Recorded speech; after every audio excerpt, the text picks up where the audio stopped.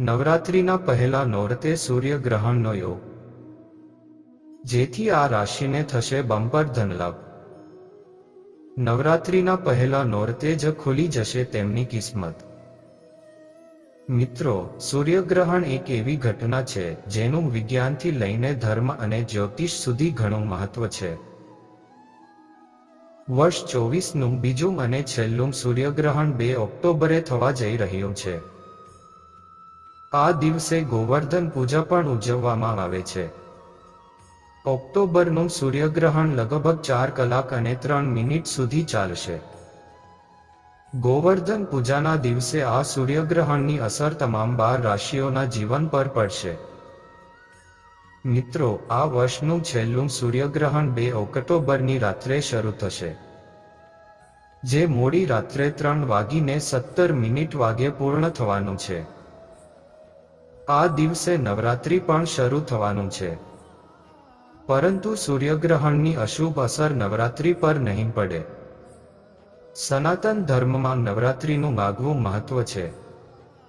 ગુજરાતમાં તો આ તહેવાર ખૂબ ધૂમધામથી ઉજવાય છે, જેમાં માં દુર્ગાના અલગ અલગ સ્વરૂપની 9 દિવસ પૂજા પણ કરવામાં આવે છે. આ વર્ષની શારદીય નવરાત્રિની શરૂઆત 3 ઓક્ટોબરથી શરૂ થશે, પરંતુ પ્રથમ નોરતાના રોજ સૂર્યગ્રહણ પણ લાગવાનું છે. જ્યોતિષ મુજબ આ નવરાત્રિ અમુક રાશિ માટે ફળદાયી રહેશે, તો અમુક રાશિના જાતકોના જીવનમાં સંકટ પણ આવી શકે છે.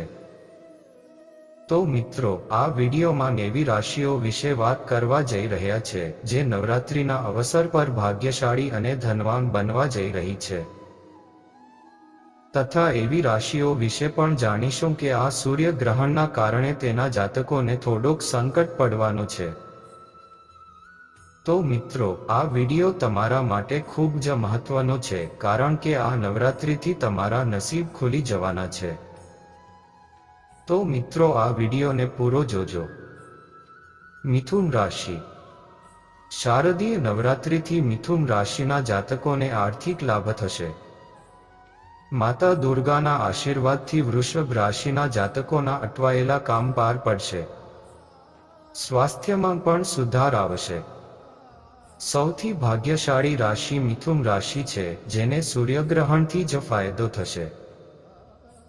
આ સમય દરમિયાન તમે જૂના વિવાદોથી છુટકારો મેળવી શકો છો. ઈચ્છાઓ પૂરી થવાની શક્યતાઓ રહેશે. મિથુન રાશિના જાતકોને નાણાકીય લાભ મળશે. અટવાયેલા પૈસા પણ પ્રાપ્ત થઈ શકે છે. તમે ઘણી રીતે સફળ થશો.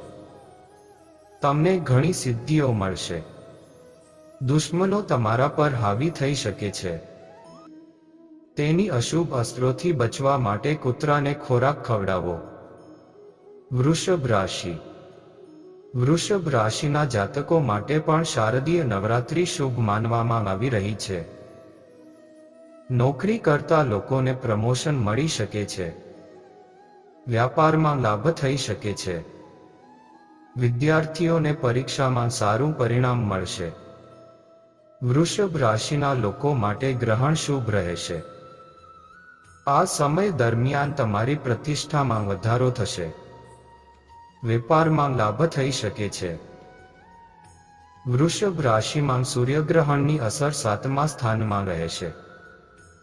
જીવનસાથી સાથે કેટલાક મતભેદ થઈ શકે છે. ખર્ચમાં વધારો શક્ય છે. જમતા પહેલા રોટલીનો ટુકડો આગમાં નાખો. આ સાથે સૂર્યગ્રહણની નકારાત્મક અસર ખતમ થઈ જશે. વિડીયોમાં આગળ વધતા પહેલા, હે લક્ષ્મી માતા, હું તમને 2 હાથ જોડીને પ્રાર્થના કરું છું કે જે પણ લોકો તમારો આ વિડીયો જોઈ રહ્યા છે તેમની ઉપર તમારી કૃપા દ્રષ્ટિ હંમેશા બનાવી રાખજો અને સદાય તેમનું ભલું કરજો. તો મિત્રો, મારી આ પ્રાર્થના લક્ષ્મી માતા સુધી પહોંચે તે માટે આ વિડીયોને લાઈક કરી ચેનલને સબસ્ક્રાઇબ કરી દેજો અને નીચે કોમેન્ટમાં જય લક્ષ્મી માં જરૂર લખજો, જેથી મારી આ પ્રાર્થના લક્ષ્મી માં સુધી પહોંચી શકે અને લક્ષ્મી માતા તમારું કલ્યાણ કરે. તો મિત્રો, વિડીયોમાં આગળ વધીએ. મેષ રાશિ. મેષ રાશિના લોકો માટે આ ગ્રહણ સારું નથી. સ્વાસ્થ્ય સંબંધી સમસ્યાઓ થઈ શકે છે. નાના મોટા અકસ્માત થઈ શકે છે. તેથી સજાગ રહેવાની જરૂર છે. સૂર્યગ્રહણના અશુભ પ્રભાવથી બચવા માટે કાળી ગાય અથવા મોટા ભાઈની સેવા કરો. કન્યા રાશિ. કન્યા રાશિને પણ સારા ફળની પ્રાપ્તિ થશે. જો તમે કોઈ નોકરીની શોધમાં હશો તો તમને સારી નોકરી મળી શકે છે. કન્યા રાશિના લોકોનું સ્વાસ્થ્ય સારું રહેશે. નાણાકીય સ્થિતિ સારી રહેશે. તમે બેંકમાંથી લોન લઈ શકો છો. વિવાદનો અંત આવશે. ઘર અને વાહનનું સપનું સાકાર થઈ શકે છે. હિંમત અને શક્તિ વધી શકે છે. કુંભ રાશિ. કુંભ રાશિના લોકો માટે સૂર્યગ્રહણ શુભ રહેશે. આ સમયગાળા દરમિયાન અચાનક નાણાકીય લાભ થઈ શકે છે. સમાજમાં માન સન્માન વધશે. પરિવારમાં સુખ સમૃદ્ધિ વધશે. મીન રાશિ. મીન રાશિના લોકોએ ગ્રહણ દરમિયાન સાવધાન રહેવાની જરૂર છે. કોઈ ચર્ચા થઈ શકે નહીં. વાહન ચલાવતી વખતે સાવચેત રહો. આધ્યાત્મિક કાર્યમાં અરુચિ રહેશે. નોકરીમાં ટ્રાન્સફર થઈ શકે છે. પિતા સાથે વાત કર્યા વગર વિવાદ થવાની સંભાવના છે. મકર રાશિ. મકર રાશિના લોકો પૂજા અર્ચના પ્રત્યે ઝોક અનુભવશે. ધન પ્રાપ્તિ થશે. તમને માન સન્માન મળશે. પરિવારમાં મતભેદનો અંત આવશે. વેપારમાં પ્રગતિ થઈ શકે છે. ધન રાશિ. ધન રાશિના લોકો માટે ગ્રહણની અસર અશુભ રહેશે. બિનજરૂરી પૈસા ખર્ચ થઈ શકે છે.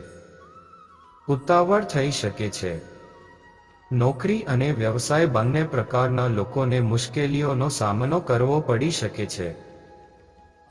વૃશ્ચિક રાશિ. આ ગ્રહણ પછી થોડો તણાવ હોઈ શકે છે, જેના કારણે કાર્યસ્થળે મન લાગશે નહીં. કાર્યસ્થળ પર મુશ્કેલીઓ આવી શકે છે.